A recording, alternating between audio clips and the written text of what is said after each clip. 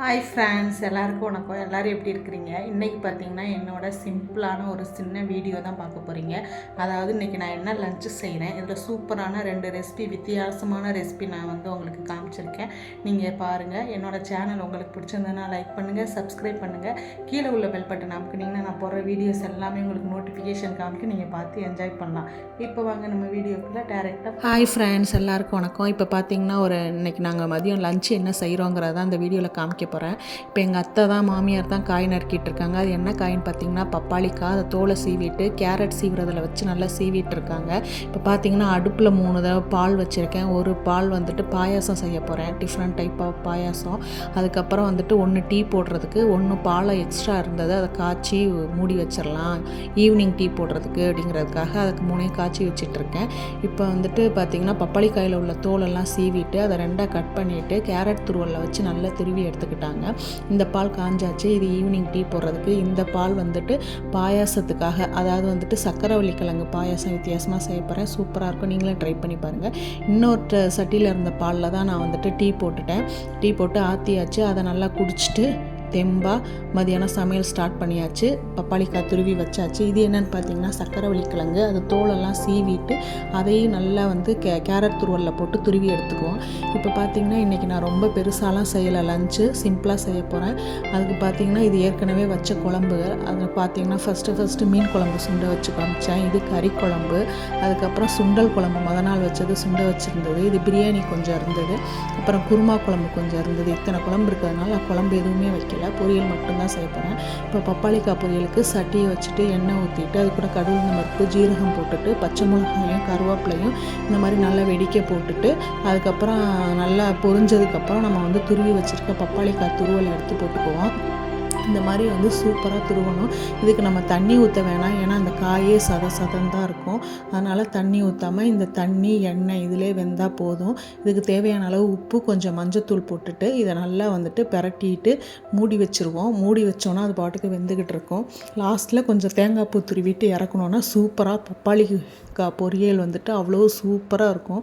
Try பண்ணி பாருங்கள், அவ்வளோ டேஸ்ட்டாக இருக்கும். நீங்கள் இது கூட கொஞ்சம் உளுந்தம்பருப்பு கடலப்பருப்பெல்லாம் போட்டு தாளிக்கலாம். ஆனால் நான் இன்றைக்கி அதெல்லாம் போட்டு தாளிக்கலை. இப்போ பார்த்திங்கன்னா இன்னொரு கடாய் வச்சுட்டு அதுக்கு நெய் ஊற்றுறேன். இது பாயாசத்துக்காக செய்கிறேன். முந்திரி பருப்பை வறுத்து எடுத்து வச்சுக்குவோம் அந்த நெய்யிலே.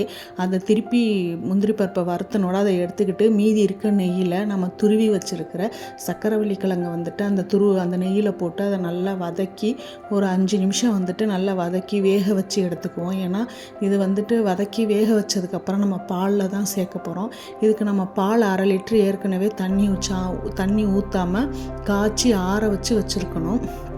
இதுக்கு இடையில பார்த்திங்கன்னா பப்பாளிக்காய் துருவல் பொரியலையும் கிண்டி விட்டுக்கிட்டேன்.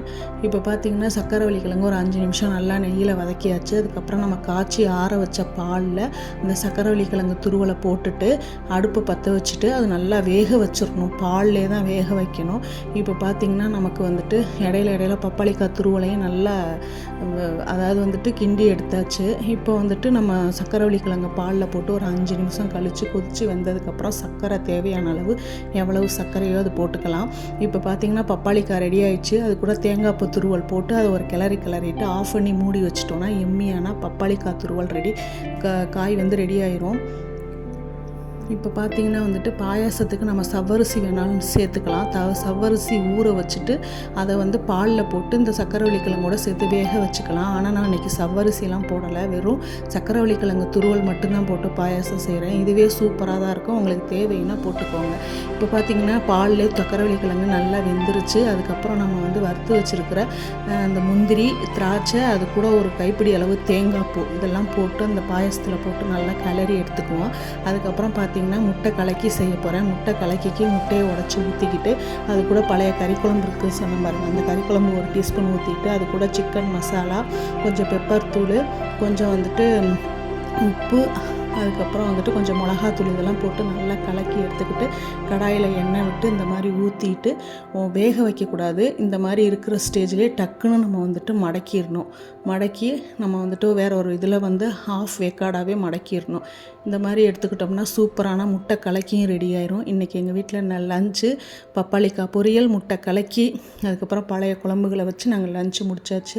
இது என்ன மாவுன்னு பார்த்தீங்கன்னா மாவாட்டி வச்சுருக்கிறேன். அது மாப்பிள்ளை சம்பா அரிசி போட்டு மாவாட்டி ஆட்டி வச்சுருக்கேன். அது வந்து தோசைக்காக ஆட்டி வச்சுருக்கேன். இப்போ பார்த்திங்கன்னா இதுக்கு இடையில வந்துட்டு எண்ணெய் பாட்டில் ஃபுல்லாக கொஞ்சம் டர்ட்டியாக இருந்தது. அதெல்லாம் சுடு தண்ணியில் போட்டு நல்லா கழுவிட்டு அதுக்கப்புறம் எண்ணெய் ட்ரே வச்சுருந்த அந்த இதெல்லாம் பிசு பிசுன்னு இருந்தது, அதெல்லாம் கழுவிட்டு அந்தந்த பாட்டிலில் எண்ணெயை ஊற்றி அதை வந்துட்டு ஒழுங்காக வந்து மூடி வச்சாச்சு. இப்போ பார்த்திங்கன்னா நான் இதில் எல்லா எண்ணெயுமே வச்சுருப்பேங்க. அதுக்கப்புறம் கடலெண்ணெய், நல்லெண்ணெய், அதுக்கப்புறம் சன்ஃப்ளவர் ஆயில், ஆலிவ் ஆயில், தேங்காய் எண்ணெய், இந்த எல்லா எண்ணெயிலையுமே வச்சுருப்பேன். எந்தெந்த குழம்புக்கு எந்தெந்த எண்ணெய் தேவைப்படுதோ அந்தந்த எண்ணெய் எடுத்து சமைச்சிப்பேன். இப்போ பார்த்திங்கன்னா வந்துட்டு இது வந்துட்டு எல்லாம் வறுத்துட்டு சம்டைம்ஸ் ஏதோ கோழி வறுத்தால மீன் வறுத்தால மீதி எண்ணெய் இருந்தால் அந்த பாட்டிலில் ஊற்றி வச்சுப்பேன், அந்த பிளாஸ்டிக் பாட்டிலில். மற்றது எல்லாத்துக்கும் கண்ணாடி பாட்டில் வச்சுருப்பேன். இது தோசைக்காக விடுறது. இது பார்த்திங்கன்னா தேங்காய் எண்ணெய் நல்லா உறைஞ்சி போயிருக்கு, பெங்களூருக்குள்ளே இருக்குது. ஸோ இது என்ன பாட்டில்னால் ஏதாவது ஒரு ஜாமான் காலியானுச்சுன்னா அந்த பாட்டிலை கழுவிட்டு தொடச்சிட்டு கொட்டி வச்சுருவேன். ஸோ பொட்டுக்கடலை தீர்ந்துருந்தது, அதனால் பொட்டுக்கடலை இறப்பிட்டு பட்டை கிராம்பு காலியான பாட்டில் தீர்ந்துருந்தது, அதையும் கொட்டி வச்சாச்சு. இதாங்க என்னோடய வீடியோ. தேங்க்ஸ் ஃபார் வாட்சிங். Please subscribe and like.